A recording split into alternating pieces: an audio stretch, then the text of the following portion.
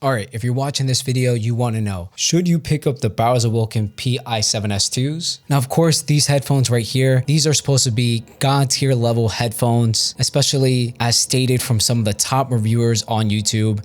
And I'm going to be honest with you right off the jump. These things are horrible. These things suck for $400, but I'm getting ahead of myself. I'm going to give you a quick overview, a specs breakdown, and of course, my opinion. Now, the Bowers Wilkins Pi7 S2s are regulated to top tier earbuds, and it kind of threw me off because I was underwhelmed from what I expected from these buds. There are some major downsides to this that most reviewers aren't telling you. And whether that's because they're disingenuous or because they're just trying to sell you on a $400 product for high commissions, or they're just disassociated because they don't know what quality is anymore because they have so much disposable income. Me, I'm going to be honest with you and I'm going to give it to you straight. So let's get into it. And of course, if it's your first time here, my name's Fredo. I'm a hybrid athlete here in New York City. That means I run, I box, I swim, I do yoga, and I lift weights. And I don't test my earbuds like everybody else. I'm not sitting at a desk inside my office. I'm actually outside on the subways, going through construction zones, crazy homeless people trying to kill me. You name it. I put these buds through their paces and they have to perform. They have to be practical, they have to be usable, especially at that $400 price point. The ANC's got to be good, the aware mode's got to be good, and the sound quality's got to be top tier. Also the usability. So yeah, you can trust when I tell you if the buds are good or they're not good. And I've tested all the top tier earbuds you can think of, the Sony XM5s, the Jabra Elite 10s, the AZ80s, the Momentum 4s, the Bose Ultra, the AirPod Pros 2, the Tozo Golden X1s. I've tested all the top tier premium buds. But anyway, let's get into it.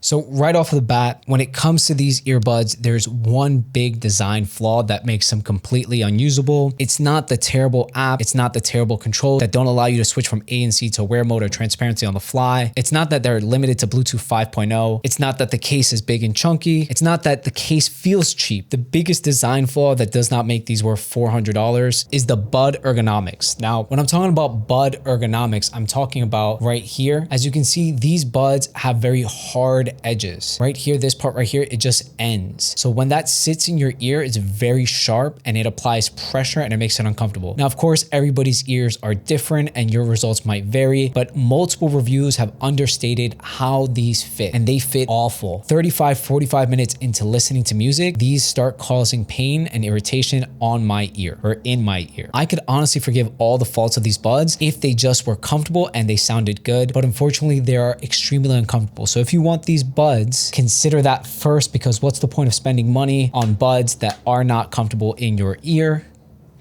And that's honestly the biggest downside to these things. Now, that being said, the quality on this feels extremely cheap. It's very lightweight and plasticky. I don't know how durable it's gonna be, but of course, this metal is gonna scratch up and this white's gonna obviously fade, kind of like the AirPods eventually. But let's get into the hard facts. You've got USB-C charging on the bottom, wireless charging on the back. The earbuds have a 10.1 millimeter driver, an IPX5.4 rating, which is actually really great. The buds, the tips that they give you, I don't know if you can see it there, but those tips have a foam insert to protect from earwax, which is awesome. These buds technically could be perfect with a little ergonomic changes. They have multi-point connectivity, even though the multi-point is regulated to Bluetooth 5.0, which hasn't given me connection issues. But again, I've only worn these for 35, 45 minutes at a time before getting pain in my ear. I can't believe I completely forgot this, the aware mode. I think Flossie Carter said it in his video. He said he went to the bodega, had these earbuds in and had a normal conversation. That is complete garbage. The aware mode on these things do not stack up against cheaper price buds like the XM5s, the AirPods, the AZ80s, the Jabra Elite 10, they all have better aware mode than this. It's really abysmal, and the way that you enable it only within the app is kind of buried in the section. It's super annoying. The passive noise isolation on these buds is really good. I can commend them for that. And the noise canceling as well is usable. Obviously, it's not Bose Ultra level of quiet, but it's still good. Some people want too much quiet in their lives. It's dangerous, at least for me in New York City. So yeah. And then this case, if you can see right there, has a big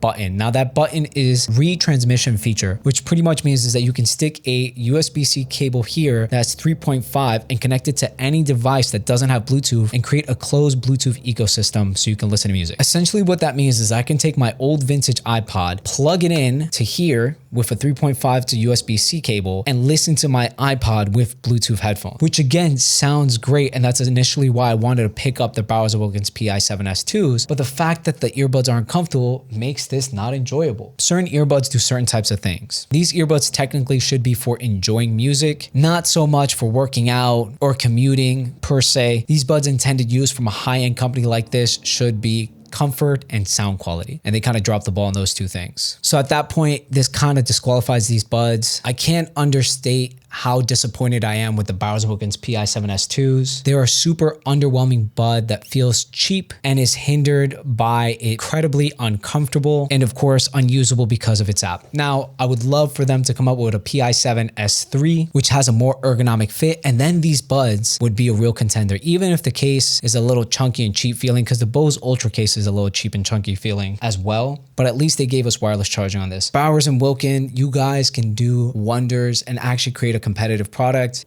So yeah, let's talk about my opinions on these buds. For $400, there's a lot of options that are better options. I've got literally all the premium headphones you can think of right here. And realistically, any one of these earbuds is going to be a better option because the sound quality isn't worth $400. It's not special for $400. And the controls are so impractical that it makes them unusable on a day-to-day. Even wearing them just for listening becomes a chore because they're painful. So I can't recommend these buds. The Pi7 S2s, so much hype attached to this product, but ultimately fall short as I expected from all these like white knight YouTubers saying that this is the best product ever. If it was, more people would be rocking it and I wouldn't be the last one to review it. But for right now, I don't recommend you guys pick this up. Actually, check my channel for other reviews. I'll probably have it linked here in the description. The AZ80s are an amazing alternative to this. So stay tuned for that. Like, comment, subscribe, and I'll see you in the next one. Again, I'm not keeping these, so I'm not crazy about unboxing it, but I'll do it for you guys. You don't get much. You don't get much for your $400 price point. You get warranty, safety, information, and then in the back here you get two cables. You get a cable and some bud tips. The cable's a branded USB-C to USB-A cable, and then a USB-C to 3.5 cable for that wireless transmission feature. I hope that helped in your buying decision. I hope you got all the information you need. If you have any questions, leave them in the comments. I respond to 70% of the comments you guys leave. Like, comment, subscribe, and I'll see you in the next one.